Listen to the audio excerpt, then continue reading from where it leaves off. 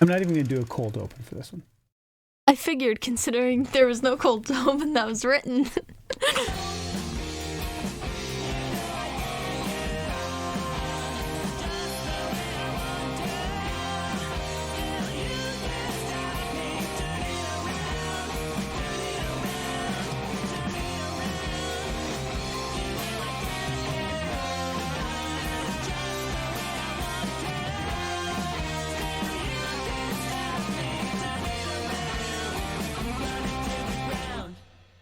Hello, film historians. I'm Derek and I love old movies. We've got Sam the sidekick here. Hello, and welcome to our 20th episode spectacular. Yeah! In which we're going to discuss with some very special guests their picks for the greatest portrayal of Santa Claus in film. Greatest or their personal favorites, either way.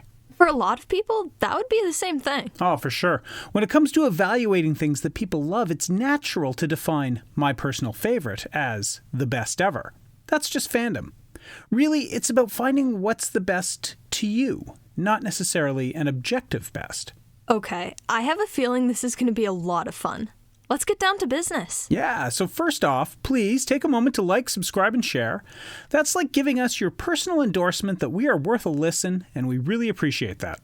And this is a great moment to reach out to us on the socials and share with us your favorite Screen Santa.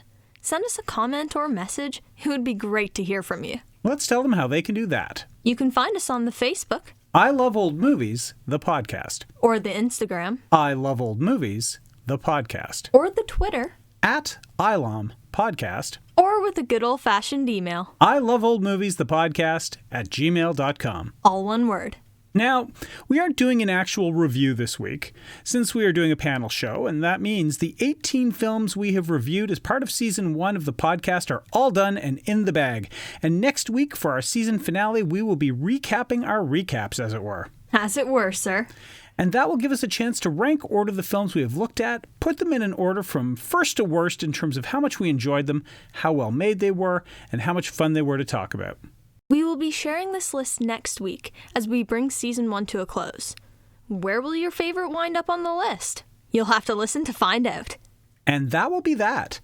And then we're going to take a brief break for the holidays, and we will be back in the first week of January with our Season 2 premiere and a month of listener requests. We have so many requests. Oh, yeah. Any chance of January being 14 or 15 months long this year? No, not likely, although January can tend to feel that way. That's true. It's all the shoveling, mostly. And the drear. Don't forget the drear. The drear, of course. Well, for now, let's set aside the drear, pour a cup of cheer, and let's get on with this episode. Agreed.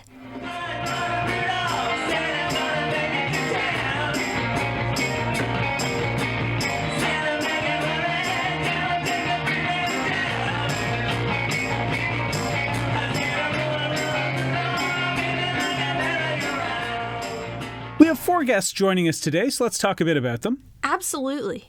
Joining us is my mom, your wife, Nikki Weatherden. Nikki does a lot of the research for our show, and she sees all the movies that we do. She talks about them with us, and she always has great ideas. I know she's going to have a great Santa for us. Then we have some fellow podcasters, starting with Bill Van Veghel. Bill is a big part of the Phantom Galaxy podcast, a friend to our show, and he lives just down the highway, about an hour away from here. He's a great guy with a special love, in particular, of horror films, so I'm really looking forward to what he's going to say today. Speaking of friends of the show, Mallory Jacobson is back. Yeah, Mallory was also part of our 10th episode show and co-hosts the Movie Lovers podcast with her partner Jonah. And you just know she is going to have some good stuff for us. And seriously, give her show a listen. Oh, yeah. It's swell. Mm-hmm. And our last guest will be Brent Rombough. Brent is part of the award-winning indie band Tripsonics and is one of the people behind Pet Rock Radio, which is an independent internet-based radio station. And a cool thing we can now announce is that starting in January of 2022, I Love Old Movies will be broadcast on Pet Rock Radio 3 times a week. Mondays at 8 p.m., Saturdays at noon, and Sundays at 4 p.m. This is a very cool collaboration that we are super excited about. But don't worry, you will still be able to get new episodes of our show wherever you get your podcasts. YouTube, Apple, Spotify, Anchor, Google, all those places. Yep.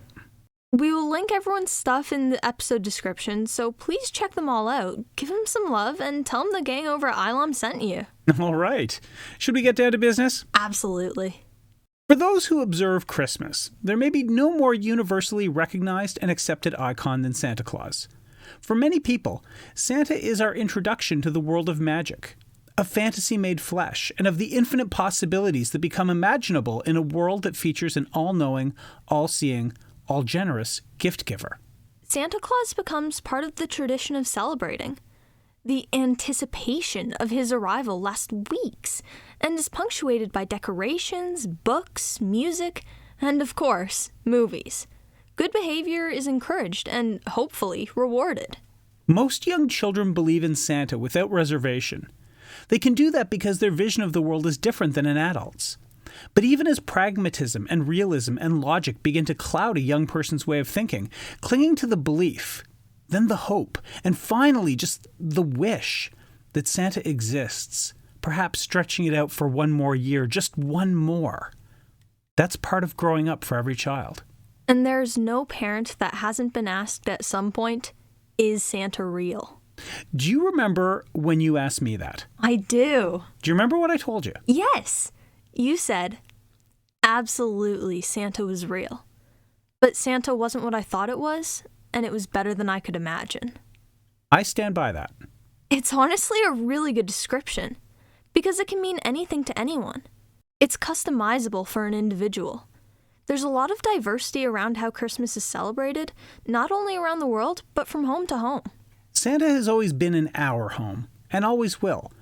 And will definitely always be in the movies we watch around this time of year. Which brings us to our topic today. Who is the best screen Santa of all time to you? Let's talk to Mom and find out.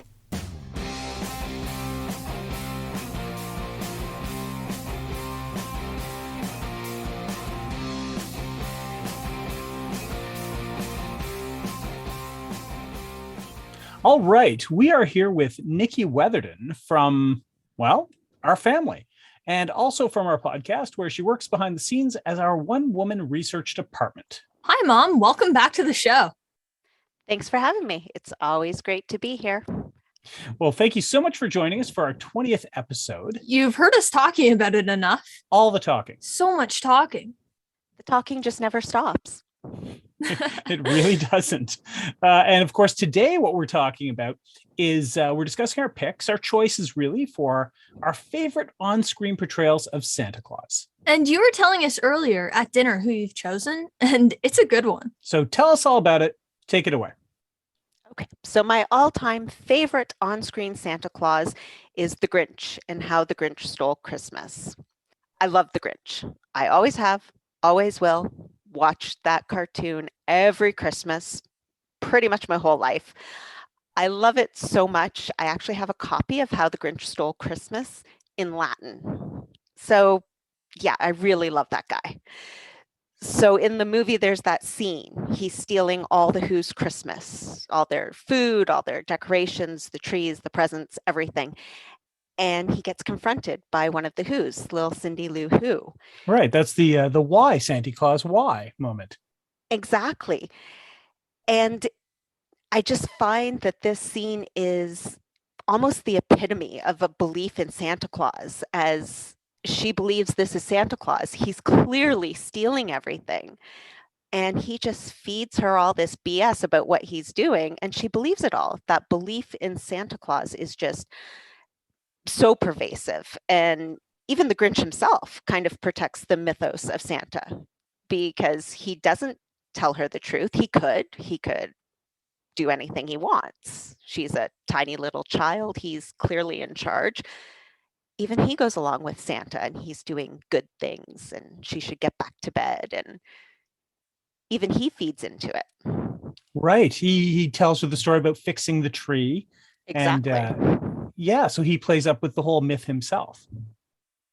Even the Grinch won't really kill the myth of Santa. Huh. That is super good. You're making me think about the Grinch in ways I haven't before. I love that guy. Told you. Oh, and you said you had a runner-up as well. I do have a runner-up. You might find this possibly more interesting. It's an actor I'm not really a big fan of in a movie I didn't really like. But my honorable mention goes to Tim Allen in The Santa Claus. Mm-hmm. He's just some average dude thrust unwillingly into the role of someone he didn't even believe in at the beginning of the film. But he learns that he does indeed understand the true meaning of Christmas.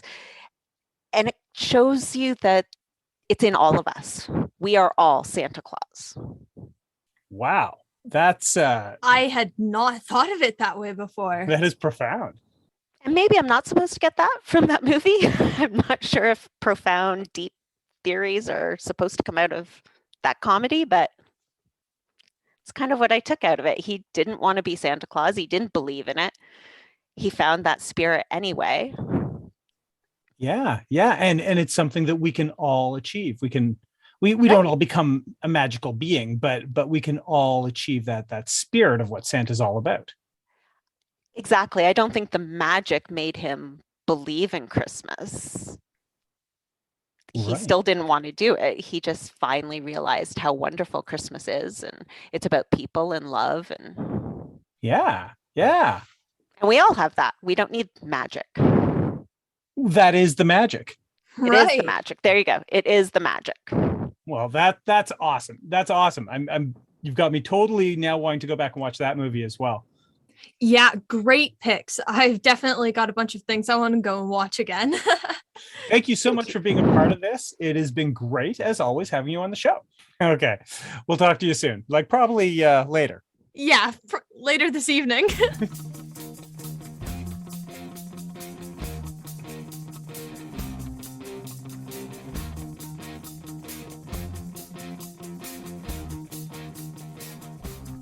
Those were some really good choices from her. I loved the point she made about we're all Santa. Right? That sort of sums it up right there. Big thanks to Nikki for that chat. We are off to a good start. We sure are. So let's keep it rolling now with this from Brent Rombough from Pet Rock Radio and the band Trip Sonics. Now, due to circumstances beyond anyone's control, Brent wasn't able to join us in a chat today, but he did send me a message with his thoughts about his favorite Screen Santa, and I want to share them here. Okay, so these are Brent's words. Yeah, 100% him. I'm just reading it. Let's hear it. Okay, as per Brent, my favorite Santa has to be Ed Asner in Elf. He just seemed like a normal guy doing an extraordinary job. He was worldly and fluent in the ways of the rest of the planet. That humanized him for me. Someone I could have a pint with and be in awe of at the same time. Okay, yeah, I can see it. Elf is a really fun film, and the Santa in it is great. I like how he mentioned Santa as this worldly yet approachable guy. It humanizes him, like he said. Yeah, it sort of imbues him with that folksy charm. I think that's a pretty indelible part of the character. For sure. Big thanks to Brent for that. Okay, so we are 2 guests in, and we have heard a few picks for the best Screen Santa. We are, and we have. And now, it is your turn. Folks, the co-host of I Love Old Movies, the podcast, Sam the Sidekick, with her pick for the greatest Screen Santa. So, my pick for best on-screen Santa might be a bit strange to some people since he's animated and not an actual person, but he really is my favorite. I had to go with Kris Kringle in Santa Claus is Comin' to Town in 1970. I really thought about the idea of nostalgia that you've been mentioning over the past couple of weeks and how important a theme it is in a Christmas movie. That eventually led me to landing on my absolute favorite Christmas movie ever. I don't know why, but this film always really stuck out to me as a kid. Maybe it was because we actually got a backstory for Santa Claus for once, but I looked forward to it every year. The highlight of Christmas decorating for me was always setting up the little figures we have from the film. This is one of the films that makes me feel the most nostalgic about my childhood, and I have a boatload of great memories associated with it. Specifically, waking up every Christmas morning. I distinctly remember how that made me feel. Obviously, I I knew it was coming. I knew there would be gifts labeled from Santa. I knew the cookies would be eaten. I knew the milk would be gone and there would be a note. But it still shocked me every time. It was expected and yet still a surprise.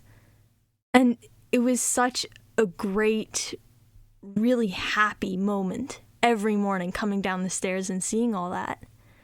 And this film makes me think of that every time I see it. So obviously I had to go with Kris Kringle as my top pick. That is a fantastic choice. Fantastic. I don't even feel I should ask if you have a runner-up, but I know you do. I do. Truly great choice on that one. Thank you. So my honorable mention is being taken by John Call from Santa Claus Conquers the Martians. Obviously, his portrayal of the character and his performance both left a lot to be desired. Yeah. However, he absolutely looked the part. He's probably the best looking on-screen Santa I've ever seen. He had the classic Santa look going for him perfectly. Okay. John Call aside, that's a whole other debate. You made a really great choice with the Kris Kringle character. For a lot of kids growing up at a certain time, with the constant presence of that show on television every year, Mickey Rooney's voice would have been the voice of Santa. This is the Santa that children would know. For many children over the past 50 years, maybe the first Santa that they know. That stays with you. It sure does. Again, great pick, great choice. So, Boris Karloff, Ed Asner, Mickey Rooney, who will be next? Well, let's check out this clip from friend to the show and fellow podcaster Mallory Jacobson and find out. Yeah. Hey, Sam and Derek. Thanks for having me on your podcast again. I'm super excited to talk about who my favorite movie Santa is. So my favorite Santa has to be the one that has stuck with me the most over all these years, Jack Skellington. He's kind of the best and the worst Santa at the same time, but for emo millennials like me, he is the Santa. There's nothing better than blending the spooky Halloween vibes of Tim Burton's Mind with Claymation Christmas. I can remember renting the VHS from our local video store.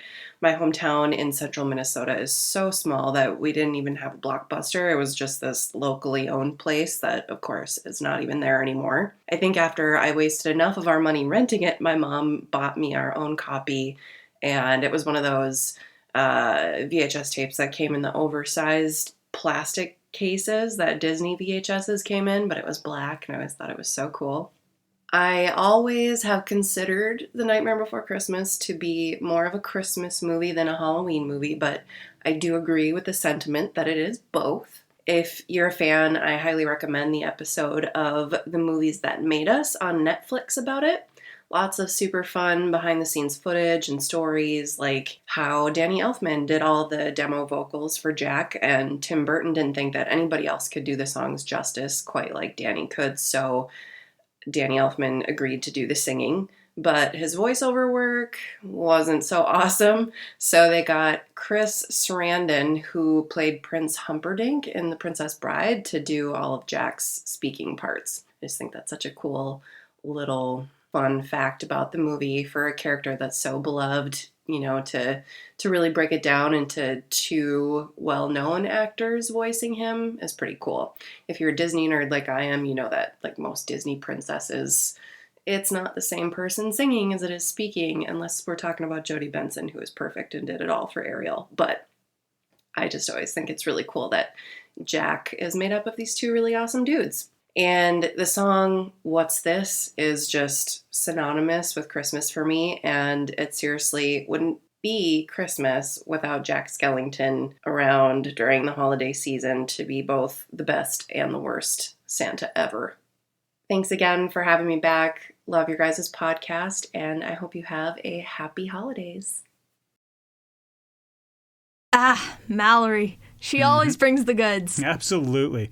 It was too bad we couldn't speak to her live, but hey, that's what the phrase circumstances beyond our control was coined for. Yup. But next time, hopefully we get her live. I'm with you there. But since we are talking about live one-on-one chats, let's connect with Bill Van Veghel from the Land of the Creeps and see what his pick is. Oh yeah, can't wait.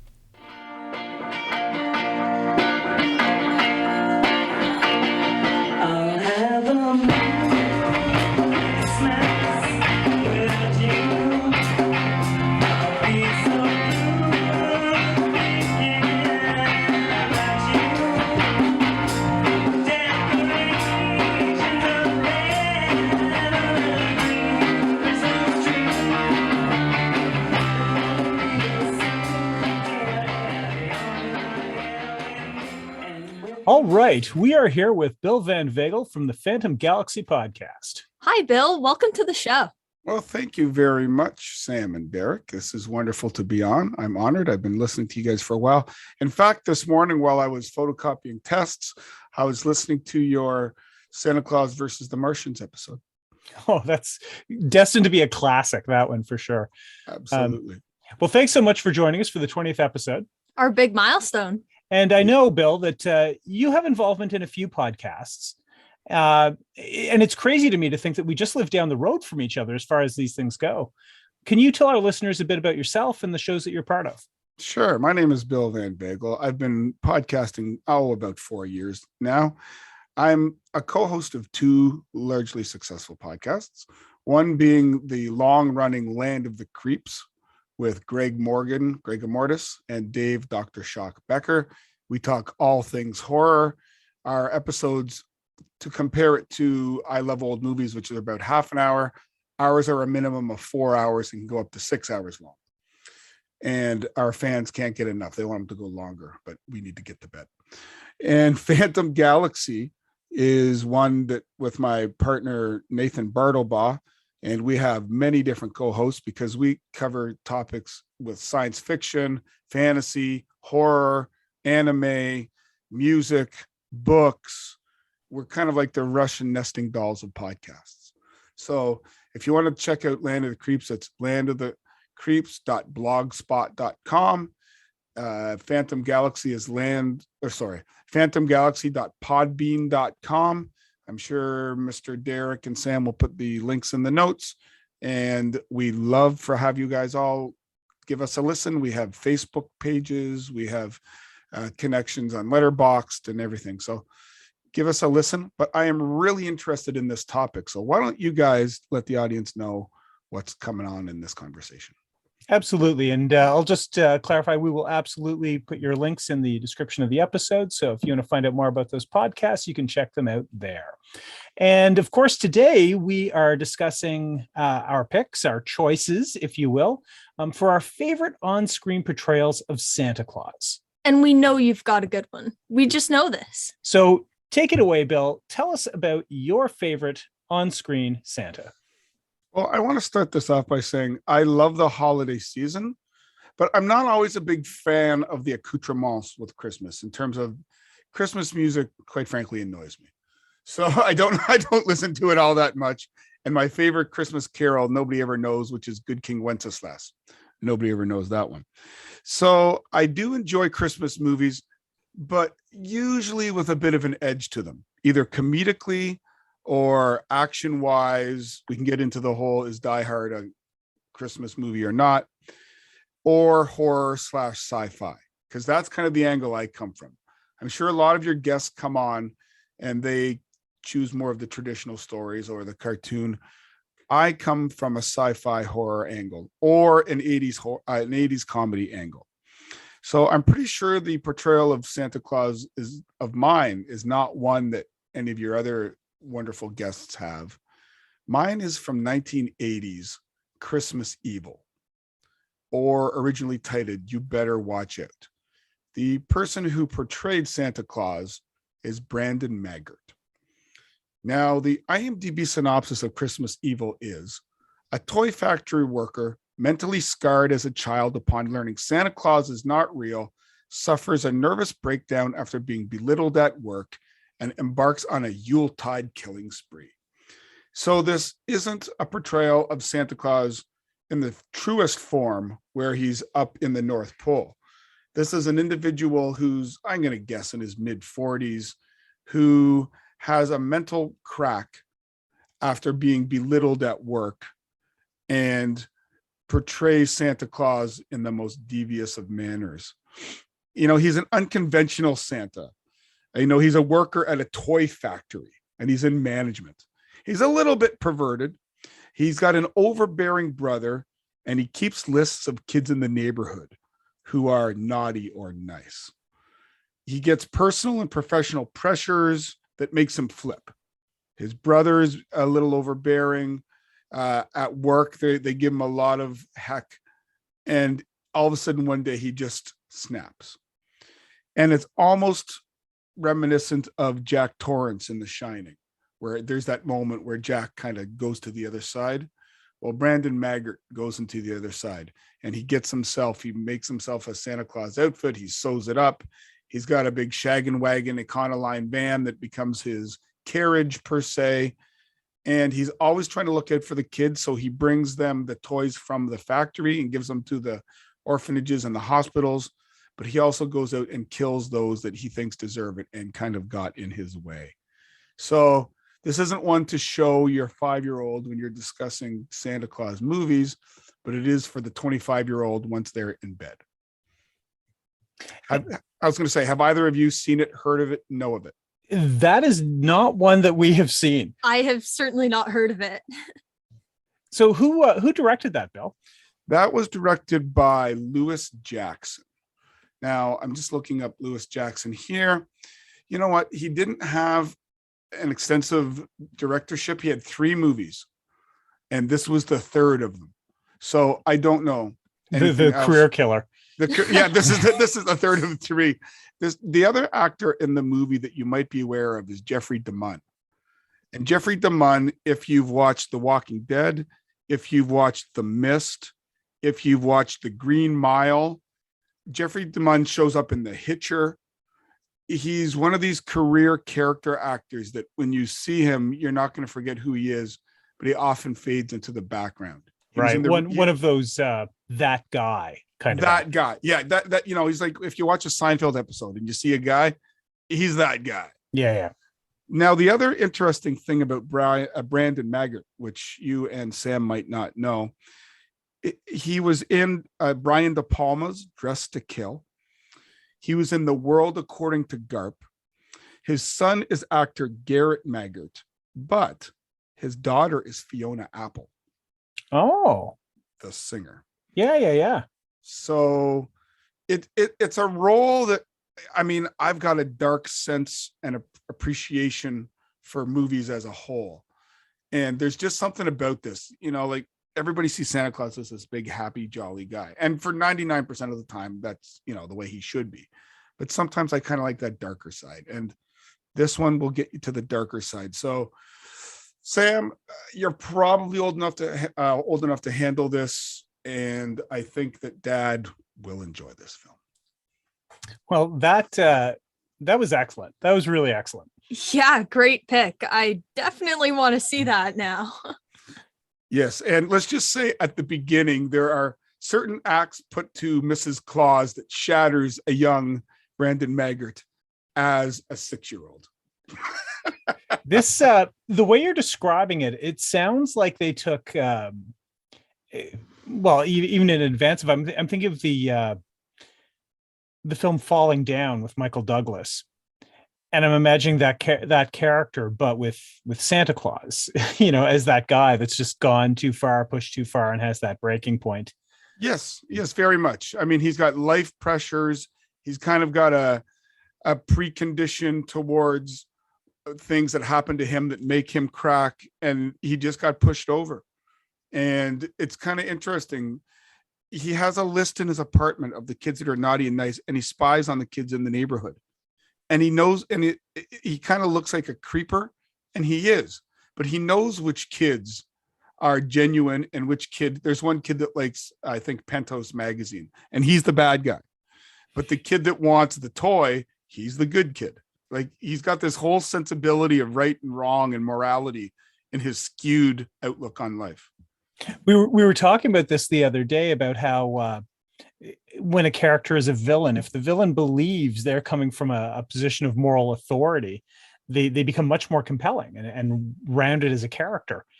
So it sounds like he's kind of got his own moral code that is driving his actions. It's very much like, you remember in the old days, this will be before Sam's time, but if you watch WWE or WWF at the time, it would be like Jesse the Body Ventura or Rowdy Roddy Piper. Yeah, he might be a bad guy, but he sure has a heck of a lot of fans. Yeah, you're talking to two massive wrestling fans here. Yeah. Oh, okay. So we know where you're coming from. Yeah. As somebody who's seen them at the Oshawa Civic Auditorium, yeah, I can appreciate that as well. Yeah. Okay. Well, thank you so much for being a part of this. It has been great talking to you in person at last and having you on the show. Absolutely. Now we all just need to get through the last week of school and get down to some serious holidays. Absolutely. Now, I just wanted to mention two of my honorable mentions. Yes. Santa Claus. I won't go into any great depth. One was Jose Elias Moreno in Santa Claus versus the Devil, 1959. Mm-hmm. If you like the Martian movie, check out Santa Claus versus the Devil. And the other one I thought of that I doubt anybody will bring up that makes me smile is Dan Aykroyd in Trading Places as Santa Claus. Yeah. And he's literally flipped over as well. And when he pulls that piece of ham out of his pants, I just crack up every time I see that. Yeah, that's a good one. That is I agree. I don't think anyone's going to come out with Dan Aykroyd in that film, but that's a good pick. That's awesome. So thank you very much for having me on. I hope you have a successful one, and I hope you wrangle me around again for whatever input you need. You bet. Take it easy, Bill. Talk to you soon. Happy holidays. Thank you very much, and happy holidays for all your listeners. That was a great chat. Yeah, he's quite a guy. And he's been at this for a while, so he knows his stuff. I really want to check that movie out. Totally. I love me a good Christmas slasher flick. I mean, nothing is ever going to beat Black Christmas for me, but... I feel like Black Christmas and White Christmas would make a really trippy double feature. This weekend. I'm down. Yeah, okay, deal. Okay, it's time. You've got to share yours now. Yeah, there's no putting it off anymore. We're out of guests. Quick, get more guests. Nope, you're up. All right. My pick for the greatest screen Santa of all time, I'm going to start with my honorable mentions. Go ahead. Honorable mention number 1, Kurt Russell as Santa Claus in The Christmas Chronicles. Cutting a figure that is more dashing than dumpy, more heroic than merely helpful, and truly imbuing the role of Santa with the qualities of a rock star, this portrayal deserves the praise it gets. Russell simply looks incredible as Santa. But he is a Santa that doesn't operate on the same playing field as the others in the genre, in much the same way that Elvis Presley needs to be considered separately from other rock stars. In fact, now that I think of it, that's a good comparison. Kurt Russell as Santa is what Elvis as Santa would have been like had he ever played him. Larger than life, effortlessly cool, and entirely worthy of the mantle. My second honorable mention is Mel Gibson in Fat Man. I just saw this film recently, and I knew nothing of it going in other than the promo picture and the blurb on Amazon Prime describing it. And while Mel Gibson can be a problematic public figure, Walton Goggins will always draw me in for a watch. To say I was surprised and rewarded by this film is no understatement, but it was Gibson's portrayal of Santa that really turned things on its head for me. Overworked, underpaid, deeply depressed, and forced to sell out his own interests to manufacture weapon components for the US military leaves Gibson's Santa in a place all his own. What is it like to be Santa when it isn't all magic and cookies and wonder and hope? What is it like when the entire Santa experience is an industrial complex that is bailed out by the government in the face of financial collapse? The weight of that is miserable. It's crushing. And that's what Fat Man shows so well. The plot of the movie won't stay with me. In 10 years, I won't remember what that film was about. But I will remember this Santa. A failed reminder of the slippery downside of the American dream, the despair that only crushing responsibility can inspire in one, and the darkness within that one must embrace in order to deal with it all. Sadly, in 2021, this is a Santa that makes all too much sense and is all too believable. But my number 1, my grand choice, is an actor named Jeff Gillen. Naturally tall, large-framed, and angry-faced, Jeff Gillen's career in film was obscure and limited to bit parts. But it was his role as Santa Claus in Bob Clark's 1983 classic A Christmas Story that lands him in my top spot of the greatest screen Santa of all time. Unlike my honorable mentions that feature actual Santa Clauses, Gillen's role is that of the sort of Santa's helper that are ubiquitous in shopping malls and street corners and parades in all the towns and all the cities every December. But that's what we perceive as adults. Santa Claus is all a matter of perception, and through the eyes of a child, even a helper Santa is still Santa. The more naive see him as the real thing, and the less naive, but still willing to believe, see him as a direct conduit to the North Pole. This is a man that the narrator in the film refers to as the big man, the head honcho, the connection. And in fact, the first thing the audience hears him say is ho, ho, ho. That's what a child expects. It's perfect. Gillen's Santa Claus is literally placed on a pedestal, creating a delineation between him and the children he is ostensibly there for. He is truly above them, almost unattainable, certainly unrelatable. When we see him, he is first atop a bizarrely huge float, and then later in the store atop an artificial mountain that children must climb to gain an audience with him, however brief. This Santa is not understandable. He is not friendly. He is not magical. He speaks to children in patronizing, impatient, and even menacing tones. And in his asides to his elf, he betrays how tired and resentful he is of his job. But he's not self-loathing, as Billy Bob Thornton is in Bad Santa. Quite the opposite. He takes the job seriously enough to at least try, or pretend to try. And in that, he perfectly embodies what Santa is to a child.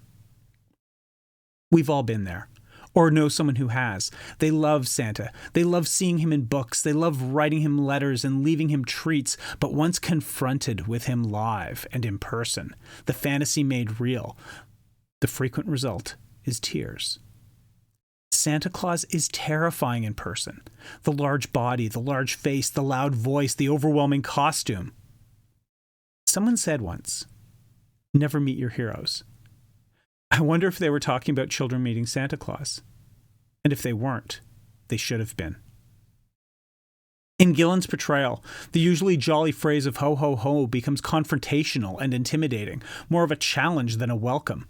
And what makes a charming photo opportunity for a parent to have a keepsake of becomes a terrifying moment for a child. It's disorienting to step into the hyper-reality of such a moment. No wonder kids freak out, both in this movie and in malls everywhere.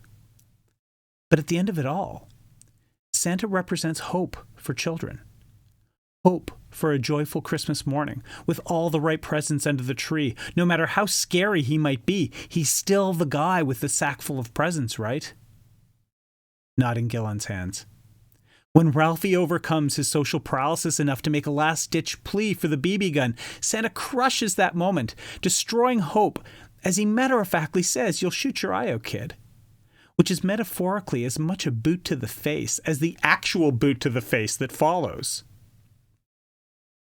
That's my favorite Santa. He's flawed. He's not genuine. But he knows what he does is important, and the children buy him. They 100% accept him as real. And any Santa is the real Santa when he's powered by the belief of a child. You really put some thought into this. That I did. Well done, sir. Thank you. Thank you. And with all those choices now in the bag, and hopefully a few film suggestions for you to check out, we will bring this episode to a close. This was so much fun. Yeah. I love when we do these. We need to get a theme to do the 30th episode. It's not that far off. Let's see what we come up with. How about it, listeners? Is there a best of type of topic you'd like us to discuss in the future? Let us know. We'll see what we can do. Special thanks one more time to our guests, Nikki Weatherden from behind the scenes here at ILOM, Brent Rombough from Pet Rock Radio, Mallory Jacobson from Movie Lovers Podcast, and Bill Van Veghel from Phantom Galaxy and Land of the Creeps. We couldn't have done it without you. Thanks for helping us out and sharing your Santas with us and our listeners. Definitely check them out, give them listens, like them on social media, anything you want. Next week, we are back with our Season 1 finale, and we're going to rank order all the movies we've covered and put them in a list based on the ones we like the most. Or that we just think are the best. As we've just established, that's exactly the same thing. Too true. Too true. And until then, please feel free to share our show with anyone you want. Yeah, totally. We are not a secret. So tell your friends. Tell your enemies. You never know. They might have a favorite Santa they like talking about as much as you do. Maybe even more. Please, folks, stay safe, stay healthy, and watch more movies. Yes. For Sam the Sidekick, I'm Derek. I love old movies.